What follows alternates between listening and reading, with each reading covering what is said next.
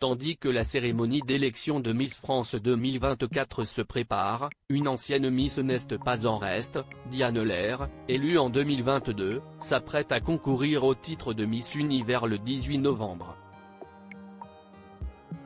Une étape dans sa carrière de reine de beauté qu'elle attend avec impatience, et un titre qui jusqu'à présent n'a été remporté que 2 fois, par Christiane Martel, en 1953, et Iris Mittenard, en 2016. 70 ans après la première gagnante, Diane Lair compte bien repartir avec l'écharpe, explique-t-elle dans un entretien accordé à Télévision Mag et publié dans Le Figaro le 28 octobre. Pour remporter ce défi, la jeune femme a mis toutes les chances de son côté, et a travaillé d'arrache-pied. Elle raconte ainsi réviser son espagnol, car le concours a lieu au Salvador et j'aimerais avoir le vocabulaire nécessaire pour pouvoir répondre aux interviews. L'anglais ne sera pas un problème, la belle brune a vécu 4 ans à Madrid, et ses cours étaient en anglais.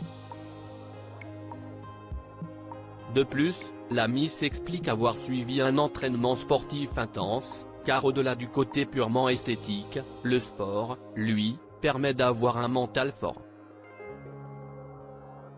Son programme. 1h30 de sport par jour depuis 3 mois et demi, pas de régime, mais une alimentation adaptée à sa condition sportive avec plus de protéines et moins de sucre, et 25 cours de catwalk pour apprendre à bien défiler. Si estime mon vrai défaut. J'ai désormais les bases mais, dès que je suis devant des gens, je panique vite. Je ne suis pas encore à l'aise avec moi-même. J'ai du mal avec le fait d'être sexy. Moi j'aime faire rire les gens.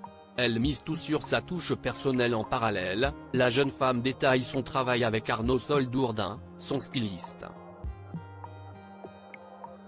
Celui-ci l'aide pour sa coiffure, son maquillage, et la préparation de ses tenues, toutes faites sur mesure. Cette mentalité, elle l'applique jusque dans sa préparation personnelle, sur les conseils d'Iris Mittenard, elle mise sur sa touche française pour conquérir le jury et remporter l'élection.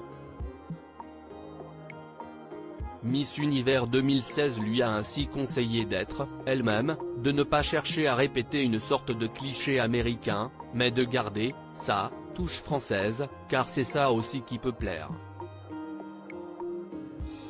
Article écrit en collaboration avec 6 médias. Crédit photo, Jacques Ovid Moreau.